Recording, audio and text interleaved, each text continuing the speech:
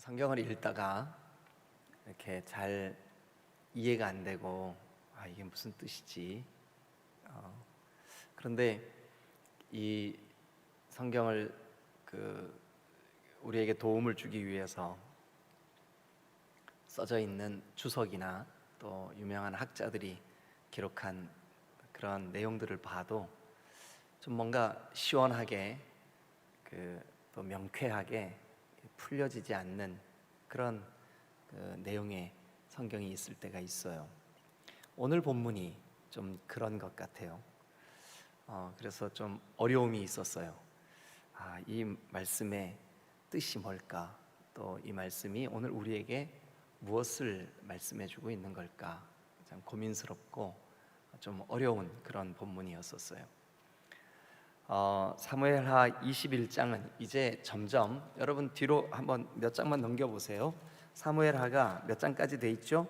24장으로 이렇게 마무리가 됩니다. 근데 이제 21장이니까 얼마 남지 않았어요. 그리고 이제 다윗의 그 생애를 우리가 이렇게 쭉 지나오고 있는데, 이 다윗의 생애도 이제 얼마 남지 않았어요. 그런 그 상황에 기록된 에피소드 두 가지 이야기가 오늘 우리 성경에 기록이 되어 있어요. 여러분 얼른 그 21장을 보시면 두 가지 이야기가 어떤 이야기냐면, 첫 번째 1절부터 14절까지 이렇게 보시면 다윗의 시대에 있었던 기근, 그 기근에 대해서 다윗이 하나님께, 하나님 이 기근의 원인이 뭡니까? 그랬더니 하나님께서 응답하셔요. 그런데 그 기근의 이유가 다윗하고 별로 상관없는 이유였었어요. 다윗 이전에 사울 왕 때, 사울 왕이 기브온 사람들을 학대한 일에 대한, 혹은 학살한 일에 대한, 아마 우리 성경엔 자세히 기록이 되어 있지 않지만 이 본문을 여러 번 반복해서 읽어보면 그 1절 끝부분에 이렇게 되어 있습니다. 이는 사울과 피를 흘린 그의 집으로 말미암음이니. 사울이 아마 이 기브온 사람들을 많이 죽였던 것 같아요. 근데 그 이유 때문에 그 기브온 사람들의 상처, 또 원통한 마음, 그런 것들이 여전히 그들 속에 이렇게 남아 있었는데, 그 이유 때문에 다윗이 통치하는 이스라엘 땅에 3년 동안이나 거듭해서 큰 기근이 왔습니다. 그래서 이 문제를 다윗이 어떻게 해결했을까? 왜 그 사울 때의 기근이 다윗 때의 백성들에게 고통으로 다가온 걸까? 참 어렵더라고요. 그래서 오늘 우리가 같이 한번 그 말씀을 생각해 보도록 하겠습니다. 또 한 가지 스토리는 뒤에 이제 15절부터 22절까지, 15절부터 22절까지. 오늘 제가 먼저 이 뒤에 있는 스토리를 먼저 좀 말씀을 드리고 앞에 있는 이야기를 좀 나누면 좋겠다는 생각이 들어요. 왜 그러냐 하면 이 뒤에 있는 15절부터의 스토리는 지금 이제 다윗 왕이 우리아의 아내 밧세바를 범한 그 죄의 문제, 또 그 죄의 결과로 그의 아들들이 서로 칼부림을 하고 죽고 죽이고, 또 그 고통스러운 그 죄의 결과들이 쭉 이어져 오고, 이제 그러면서도 다시 그 왕국이 회복되고, 또 하나님께서 은혜를 베풀어 주시고, 이런 그 이야기 속에 사실 1절부터 이 14절은 과거에, 그러니까 지금 있는 일이 아니라 과거에 있는 일을 이 성경의 기록자가 다윗의 왕국에 대한 어떤 교훈을 위해서 끼워 넣은 거예요, 이 스토리가. 그런데 15절부터는 그냥 시간의 흐름에 따라서 자연스럽게 되어진 이야기예요. 그래서 우리가 좀 이 성경이 그래서 조금 어렵구나 그런 생각이 들더라고요.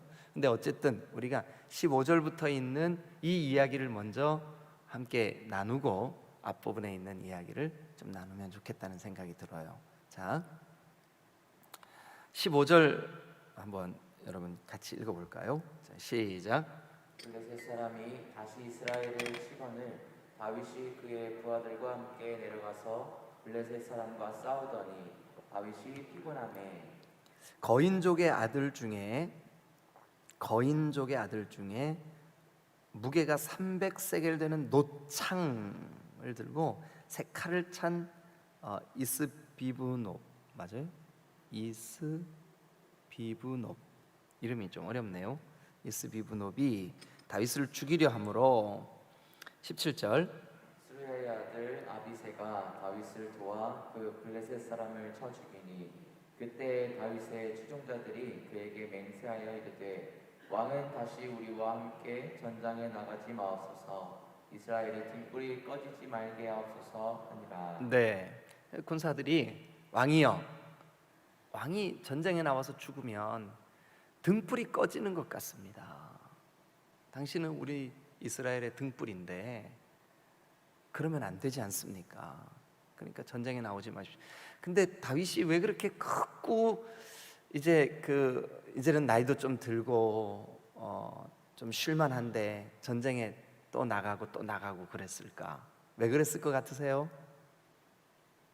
자기가 실패했던, 자기가 죄에 넘어졌던 그 이야기가, 아니 밧세바를 범하고 우리아를 죽게 만들었던 그 죄가 뭐 때문에 원인이 돼서 생기게 됐을까요? 백성들이 다 전쟁을 하는데 혼자 왕궁에 거닐다가 그 죄의 올무에 넘어졌다고요. 그래서 그때 아마 다윗은 마음속에 마땅히 내가 해야 할 일을 내가 해야지. 백성들을 위해서 내가 싸우는 이 일을 멈추지 말아야지. 아마 다짐했겠죠, 그죠? 그래서 다윗은 아마 그 전쟁에 다윗 왕국이 안정이 되고 그리고 그 영토가 넓어지고 다윗의 왕국이 힘을 얻고 해도 전쟁에 계속해서 나갔던 것 같아요. 그런데 이제 군사들 입장에서는 왕이여, 전장에서 혹시 왕이 죽게 되면 우리의 등불이 꺼지는 일입니다. 이제는 전쟁에 나가지 마세요. 자, 그러고 난 다음에 이제 18절 봅니다. 그 후에 다시 블레셋 사람과 곱에서 전쟁할 때에 후사 사람 십북에는 거인족의 아들 중에 삽, 이 사람 이름 참 쉽다, 그죠? 삽. 아까는 이스비브노, 아이고 참말로, 그죠? 그래서 이제 이스비브노, 삽 이런 거인들을 물리친 거예요. 그리고 이제 19절도 한번 보세요. 자, 시작. 또다시 블레셋 사람과 곱에서 전쟁할 때에 베들레헴 사람 야레오르김의 아들 엘하나는 가드 골리앗의 아우라흐미를 죽였는데 그 자의 창자루는 배틀 채 같더라. 네, 가드 골리앗, 가드 사람 골리앗. 근데 그 골리앗은 이미 누가 때려잡았어요? 다윗이, 소년 다윗이 그 옛날 때려잡았죠. 근데 골리앗의 동생도 아마 어마어마한 거인이었던 것 같아요. 그 이름이 라흠인데, 라흠이. 근데 아직까지 살아서 이스라엘을 괴롭게 하는 원인이 되었었어요. 종종 그 엄청난 거인이 이스라엘에게 위협거리가 됐던 거죠. 근데 그 라흠이라고 하는 골리앗의 동생도 이제 이때 때려잡은 거죠. 그죠? 그리고 이제 20절도 한번 봅니다. 자, 또 가드에서 전쟁할 때에, 어디에서 전쟁할 때요? 골리앗도 어디 사람이에요? 골리앗 동생도 어디 사람이에요? 가드는 블레셋의 도시죠, 그죠? 블레셋의 큰 도시 중에 하나예요, 가드. 자, 그런데 가드에서 전쟁할 때 그곳에 키가 큰 자, 그러니까 거인이죠, 키가 큰 자, 그 한 사람은 손가락과 발가락이 각기 6개씩 24개가 있는데 그도 거인족의 소생이라. 거인족 얘기를 자꾸 하네요. 그 뭐죠? 애들이 읽는 동화에 뭐 잭과 콩나무 거기 거인들, 그죠? 잘 모르시는구나. 하여튼 그런데 이제 21절, 자, 그가 이스라엘 사람을 능욕함으로, 누가요? 그 거인이 능욕함으로 다윗의 형 쌈마의 아들 요나단, 그러니까 다윗의 친구 요나단이 아닙니다. 사울의 아들 요나단이 아니라 다윗의 형 쌈마의 아들 요나단이 그를 죽이니라. 그런데 이제 종합적으로 이제 결론을 맺습니다. 자, 아까 이스비브노b, 그다음에 삽, 또 라흐미, 또 이름은 기록되어 있지 않지만 손가락 발가락이 6개씩 있는 거인족 한 그 용사, 이 사람들을 다 때려잡았네요. 그런데 결론이 22절에 나와요. 자, 같이 읽죠. 시작. 이 4사람 가드의 거인족의 소생이 다윗의 손과 그의 부하들의 손에 다 어떻게 했다? 넘어졌다. 쓰러진 거죠. 다 넘어진 거죠. 자, 그러면 이 이야기를 우리가 한번 앞으로 좀 갔다 오죠. 어디로 가냐 하면 사무엘상으로 한번 가보세요. 사무엘상 17장 23절. 사무엘상 17장 23절. 자, 거기 그 사무엘하 오늘 같이 보고 있는 그 본문은 손으로 이렇게 끼워 놓으셔야 돼요. 우리가 왔다 갔다 해야 되거든요. 자, 그러면 그 사무엘상 17장 23절을 여러분들이 읽어봐 주세요. 시작. 그들과 함께 말할 때에 마침 블레셋 사람의 싸움 도두는 가드 사람 골리앗이라 하는 자가. 어디 사람이요? 가드 사람. 자, 그러면 다시 이제 사무엘하 21장을 한번 가보세요. 21장 22절. 자, 같이 한번 읽죠. 시작. 이 4사람 어디의 거인족? 가드의 거인족. 그러니까 사무엘상에 있는 다윗이 소년 시절 때려잡은 골리앗, 이 사람 블레셋의 가드 사람. 근데 그 블레셋의 가드에는 어마무지한 거인족, 장수, 이스라엘 백성들에게 크게 위협이 되는 두려움의 대상 몇 사람이 있었을까요? 아니, 사무엘하 21장 22절 한번 보시라고요. 이 4사람 가드의 거인족의 소생, 이 4사람 가드의 거인족의 소생. 그러면 골리앗까지 포함하면 몇 사람이에요? 5사람. 그 사람들이 다 어디 사람들이에요? 블레셋의 가드 사람들이라고. 네? 블레셋의 가드 사람들이라고요. 자, 그러면 이제 다시 사무엘상으로 한번 가보시죠. 그래서 이제 소년 다윗이 그 블레셋의 가드 사람 골리앗이 쳐들어 올라와가지고 막 큰 소리로, 야, 이 강아지들아, 한번 나와봐라, 나랑 한번 겨뤄보자. 다윗이 막 속이 상해가지고, 그래서 이제 골리앗과 맞서기 위해서 소년 다윗이 이제 가는 거죠. 이제 갈 때 그의 모습을 한번 보시자고요. 사무엘상 17장 40절. 사무엘상 17장 40절. 다 같이 한번 읽어보죠. 자, 시작. 손에 막대기를 가지고 시내에서 미끄러운 돌 5을 골라서 자기 목자의 제구 곧 주머니에 넣고 손에 물매를 가지고 블레셋 사람에게로 나아가니라. 매끄러운 돌 몇 개를 골랐어요? 5개. 물맷돌 5개. 그런데 사무엘하 21장과 여기 사무엘상 17장을 종합해 보니까 이 거인족은 다 블레셋 나라의 어디 사람들? 가드 사람들. 근데 그 뭐 골리앗과 골리앗의 동생 뭐 삽, 그다음에 아까 뭐 이름도 어려운 뭐 이런 사람들 다 포함했더니 총 몇 명이었어요? 5명. 이 사람들은 그 당시 유명한 블레셋의 거인 용사들이었었어요. 그런데 소년 다윗이 이 골리앗 때려잡으러 갈 때 시냇가에서 물맷돌을 몇 개를 주워서 주머니에 넣었어요? 5개. 그러면 그때 이 골리앗은 돌 하나에 한 놈씩 5놈 다 때려잡을 거다라고 하는 뭐가 있었을까요? 믿음이 있었던 거예요. 그런데 어찌된 일인지 그때 한 놈밖에 못 때려잡았어요. 그 놈의 이름이 뭐예요? 이놈 저놈 하지 마세요. 기분 나쁘게 자꾸. 근데 그 놈의 이름이 뭐예요? 골리앗이었어요. 골리앗. 그러나 이미 그때 유명한 가드 사람들의 거인 용사들이 있었다고요. 유명한. 그러니까 소년 다윗도 그 전쟁터에서 저 블레셋에는 아주 유명한 거인 용사들이 5이나 있어. 5이나 있어.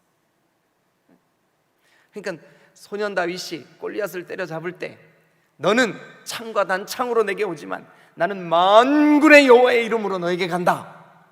여호와의 이름을 가지고 싸움을 싸우러 나갈 때 다윗의 마음속에는 하나님이 나와 함께 하시고 내가 이 믿음을 가지고 있는 한 5놈 다 때려잡을 수 있다. 5개 준비해야지. 물맷돌 5개 딱 넣어가지고 간 거예요. 그런데 그때 때려잡은 사람은 골리앗 한 사람. 그런데 지금 이제 세월이 흘러서 이때 지금 사무엘 하에 와가지고 이때 그 나머지 4사람도 다 때려 눕히게 되는 거죠. 그러면 왜 하필 이 시점에 이 4 거인 때려잡은 이야기가 여기에 기록이 되어 있을까? 자, 왜 그럴 것 같으세요? 그건 여러분들이 답을 내리세요. 그리고 이제 앞에 있는 이야기, 그러지 말고 좀 얘기해주고 지나가세요. 지금 속으로 그랬죠? 네. 여러분, 앞으로 펼쳐질 이제 회복된 다윗 왕국은 자기의 힘이나 자기의 능력으로 이끌어가는 것이 아니라 오직 믿음으로. 그 옛날 네가 소년 시절 다윗이 소년 시절 오직 하나님만을 의지하고 하나님만을 신뢰하고 하나님의 이름으로, 거룩하신 이름으로 거인 골리앗을 때려잡았을 때 그 믿음으로. 그러니까 지금 네가 편해지고 네가 싸움에 안 나갈 만큼 네가 이스라엘의 등불이 되어서 그렇게 아주 존귀한 왕이 되어 있을 때에도 너는 변함없이 누구를 의지해라? 하나님을 의지해라. 너는 변함없이. 그것이 다윗 왕국의 특징인 거예요. 그것이 다윗 왕국의 특징인 거예요. 네 힘, 네 노력 그거 의지하지 말고 뭐 의지하래요?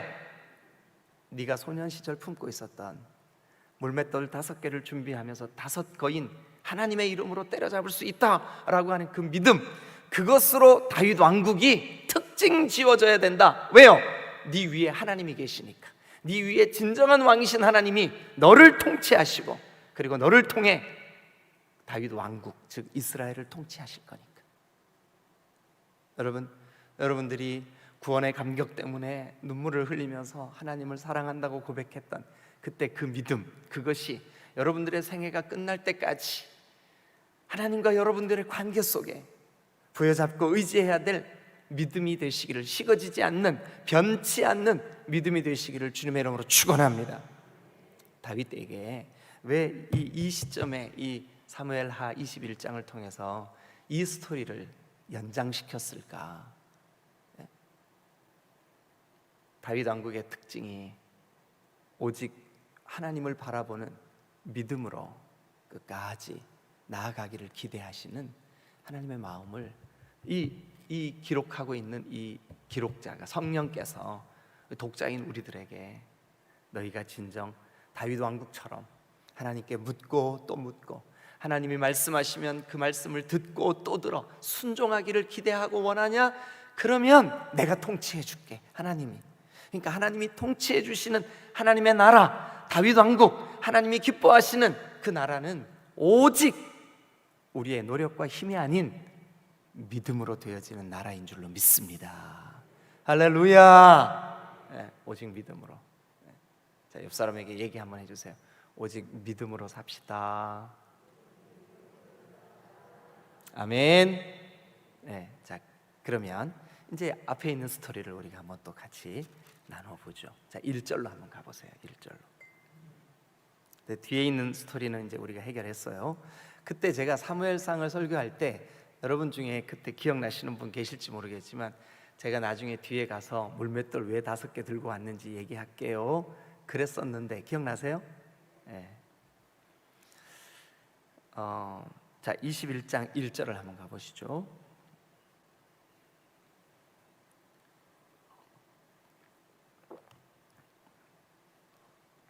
다윗의 시대에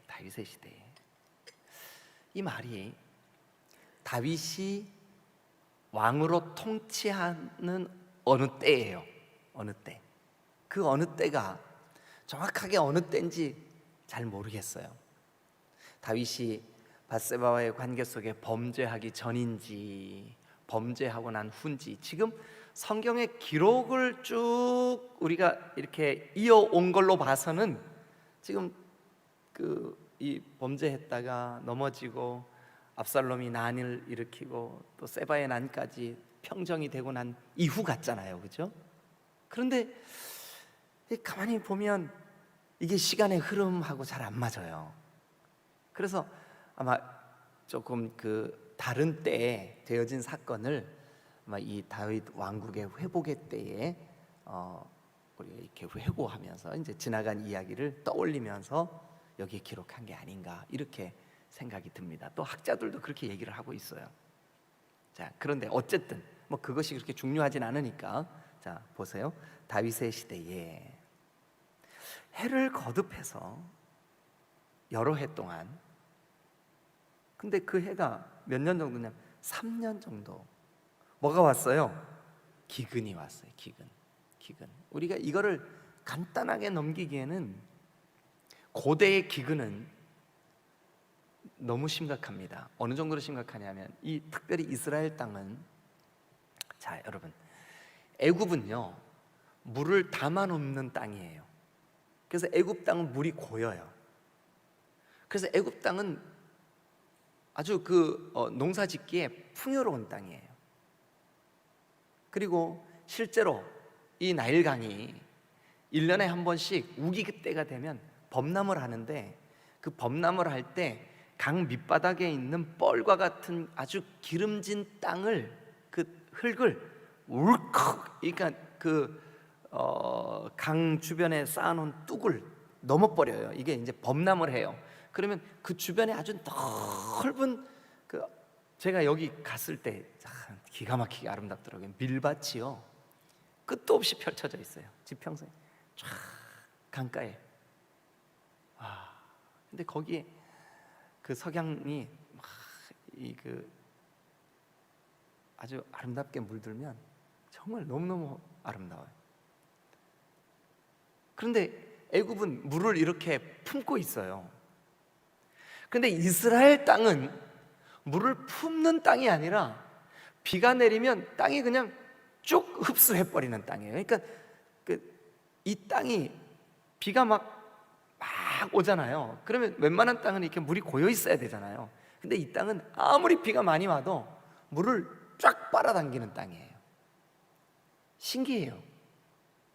그래서 이스라엘은 비가 내리지 않으면 혹은 이슬이 없으면 즉각적으로 굶어야 되는 땅이에요. 그러니까 한 해만 비가 모자라는 기근이 오면 그 땅 전체가 굶주려야 되는, 그러니까 한 해 기근으로 수많은 사람들이 죽어갈 수밖에 없는, 그러니까 하나님 하늘만 바라보고 살아야 되는 땅이 이스라엘 땅이에요.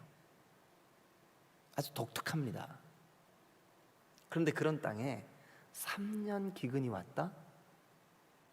이거 전쟁에서 수많은 사람이 죽은 것보다 더 위험한, 더 고통스러운 그런 기근이 온 거예요.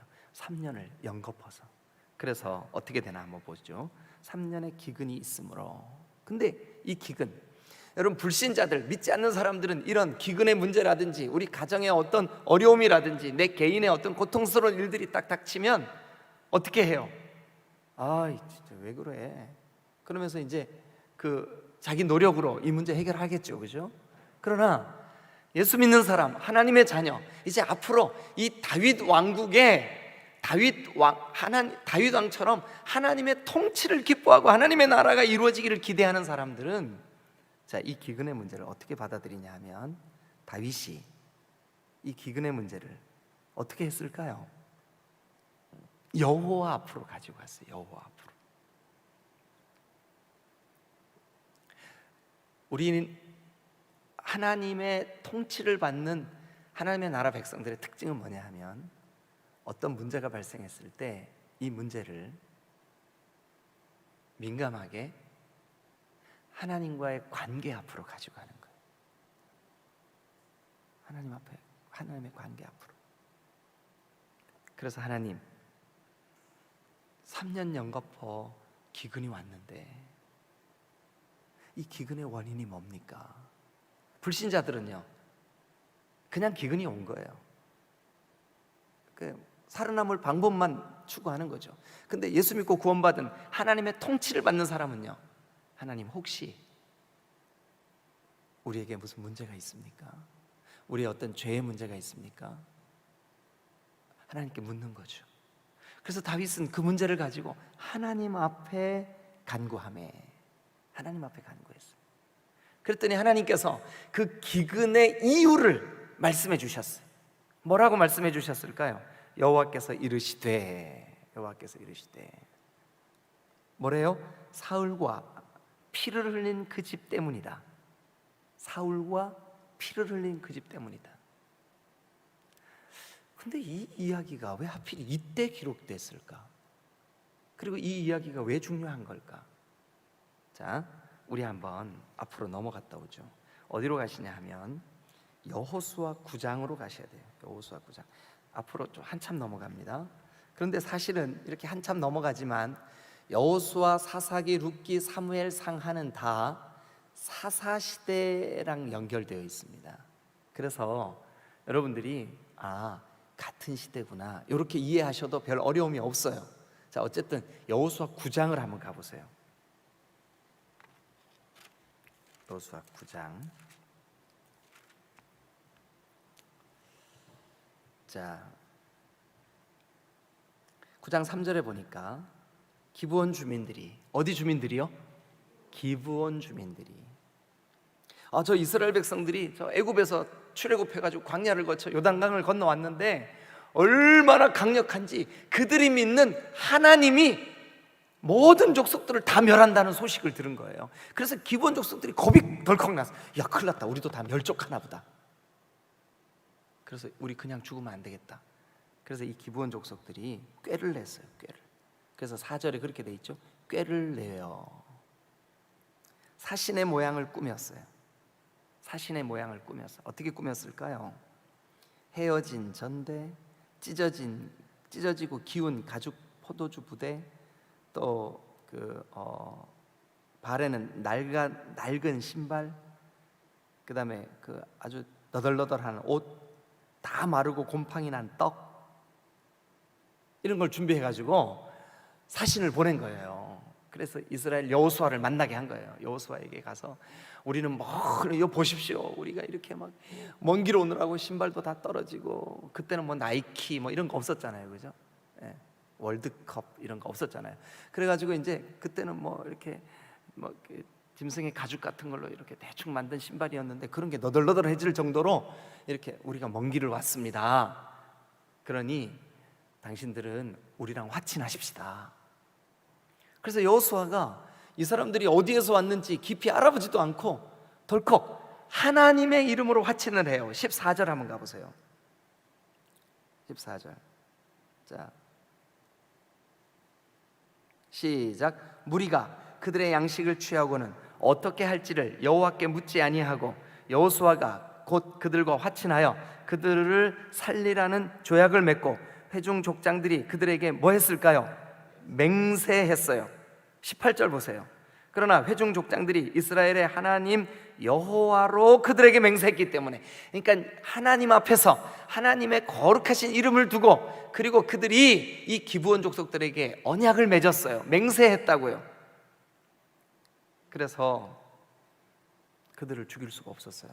그래서 그 기브온 족속들을 나중에 요 가나안 땅 가까이 있는 사람들인데 자기들을 속였다는 것을 알고는 그들을 이스라엘 족속들 가운데 물 깃는 사람, 장작 패는 사람, 이런 사람들로 만들었어요. 자, 어떻게 보냐 하면, 어디를 보시냐 하면, 자, 그러니까 여호수아 9장 19, 20, 21 조금 시간이 가더라도 우리 읽어보죠. 시작. 모든 족장이 읽어주세요. 온 회중에게 이르되 우리가 이스라엘의 하나님 여호와로 그들에게 맹세하였은즉 이제 그들을 건드리지 못하리라. 계속해서요. 우리가 그들에게 맹세한 맹약으로 말미암아 진노가 우리에게 임할까 하노니 이렇게 행하여 그들을 살리리라 하고, 그래서요. 우리에게 이르되 그들을 살리라 하니 족장들이 그들에게 이른 대로 그들이 온 회중을 위하여 나무를 패며 물을 깃는 자가 되었더라. 네. 그런데 이것이 여러분 여호와 앞에서 하나님의 백성들로서 그들과 맹세하고 언약을 맺은 거죠. 약속을 한 거예요. 죽이지 않겠다. 그런데 자, 이제 사무엘하 21장을 가보죠.